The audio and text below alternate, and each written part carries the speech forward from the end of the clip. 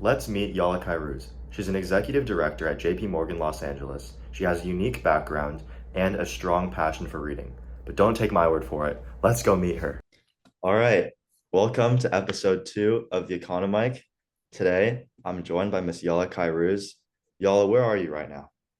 I am in beautiful sunny Los Angeles. All right. Let's get into the first question. Just tell me a bit about yourself, growing up, your education, and then your career. Sure, sure. So growing up, born in Minnesota, a small town called St. Cloud, and lived, in numerous places, both in St. Cloud and had an opportunity to live abroad, and lived abroad during my high school.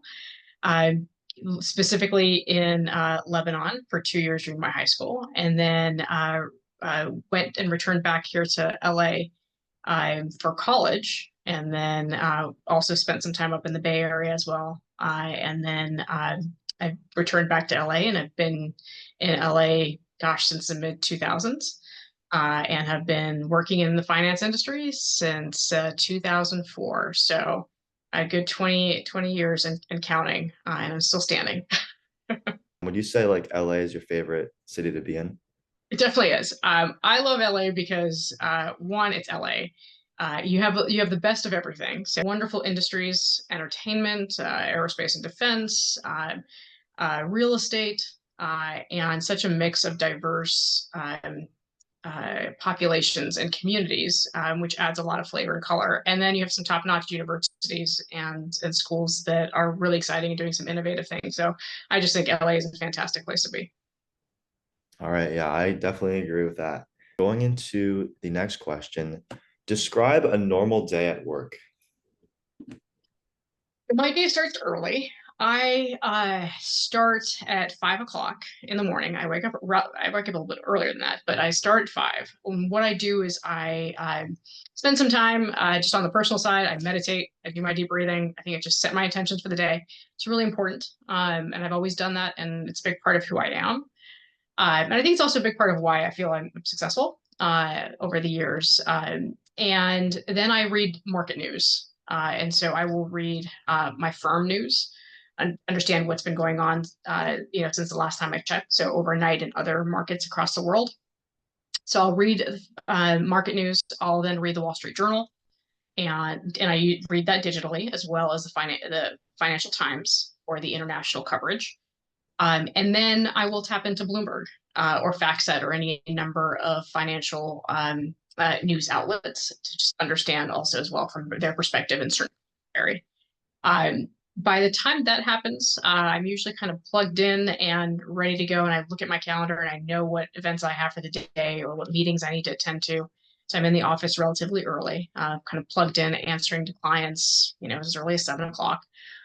It's very important for me to be online and addressing clients when the market in New York opens, just because I just want to be plugged in from my vantage point. And then I'm, going into a series of meetings that I have planned in the morning, several client calls that I have scheduled, client meetings. They could be a combination of virtual or in person. For lunch, usually there's a lunch scheduled with a client.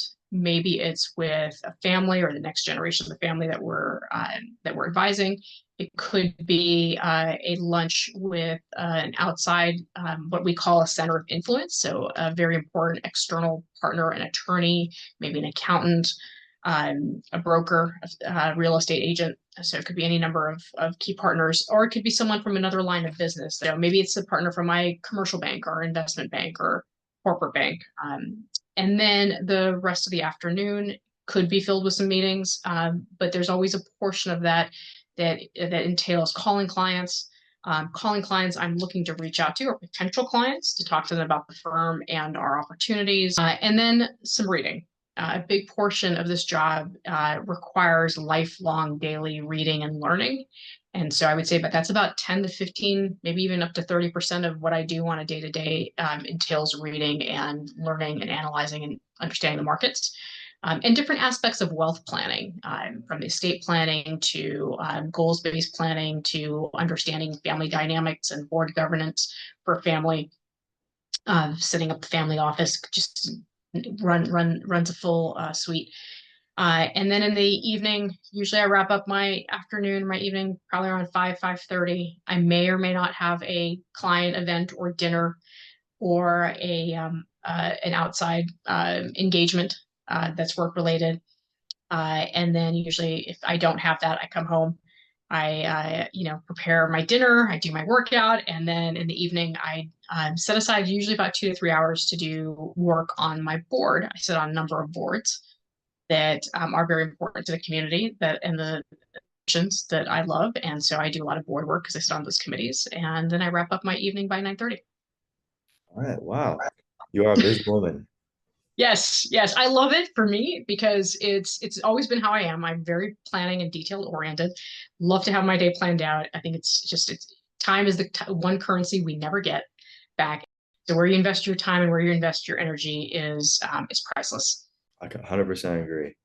Um, and kind of like shifting over to what are the most stressful moments um, about your job? What do you say? Sure, sure. Um, so it all depends on how you define stress, in my personal opinion.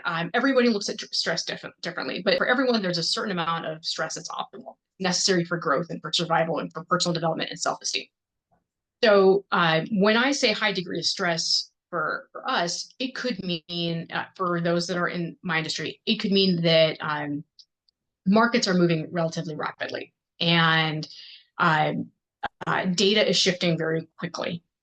And so it's the ability to take all that information in to make a decision, which oftentimes will require imperfect information, communicate that to a client and help a client not make irrational decisions based off of news or based off of the market movements.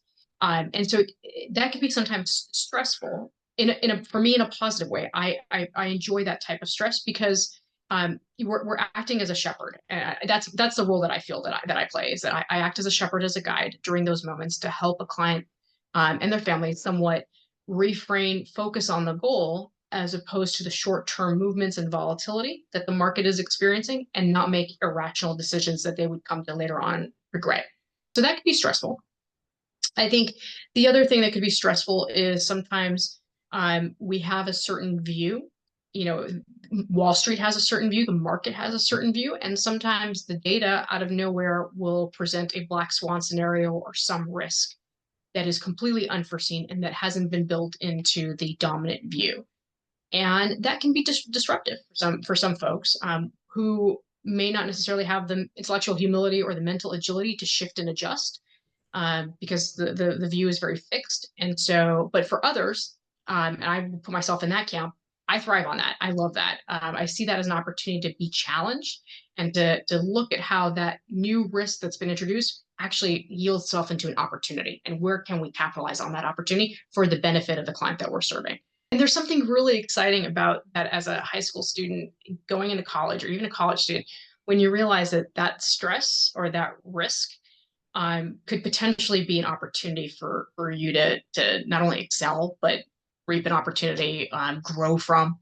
And so just the ability to shift our mindset from looking at that as, oh my gosh, this is a danger to, oh my gosh, this is actually an opportunity to do something differently, maybe even outshine, maybe, try a new skill, maybe even uncover an attribute in myself or yourself that we wouldn't have even known existed unless we were put in that scenario that allowed for it to be expressed.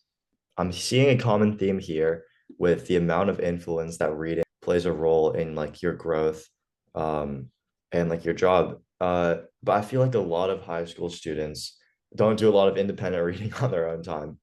Um, and I feel like it's often because they don't know where to start. So could you recommend three books that you would say can really get you like to hit the road running, that like you'd recommend high school students to read over the summer? Okay. Oh, that's okay. Give me a second. Okay. So the first one that I would suggest is uh, Thinking Fast and Thinking Slow. It's a college book, but Thinking Fast and Thinking Slow by David Kahneman. And it's all about how you think and synthesize and systematize information. which is key to understanding the markets. The second is I would recommend. I love Rich Dad Poor Dad. Kawasaki. It's just a solid, easy to read, and easy to digest. And then the third one that I would suggest is Ray Dalio's Principles. And I like that book because it's not just about the markets, and there's some tidbits in there about the markets, for sure, but it's also about how to think and how to evaluate and how to show up in the world as a professional. But those would be some good entry points. All right, cool. Thank you so much. All right, Welcome. moving on to the last question. And this one, I feel like you might want to take some time. Um, could you tell me about your most unsure point in your life? And if you could go back in time and visit that Yala, what would you say to her? That's a good one.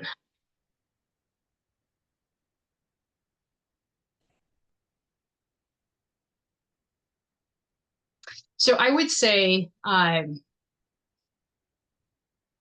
gonna draw on one when I was a college student, and I think that was one of the major turning points in my career. And that was when I was a pre-med major. I'd always wanted to be pre-med. I always thought since I was running around as a little girl that I was going to be a doctor. Back for my 13th birthday, my parents got me a medical encyclopedia that I read. So I was always going to be a doctor. I went and I studied. I was enrolled in pre-med. I was also working in a hospital in the ER at night, the night shift, and was preceptoring physicians as well. So that was my identity. But along the way, I started to realize that I really enjoyed the business and the economics of healthcare more than I enjoyed really the actual delivery of healthcare, if that makes sense. And it really started to question whether I was on the path that was right for me. And it was a little scary because I had invested so much of who I am and who I thought I was in this persona for so long. And and all my work and all my course load and I was working in it. So it was just, and my parents, I think to a certain extent, I didn't want to disappoint them as well. And so I took a class in economics and specifically was in money and banking. And I just fell in love with it. I don't say that often, but it was a course that just opened my eyes to a discipline that was so multidisciplinary. It wasn't just one.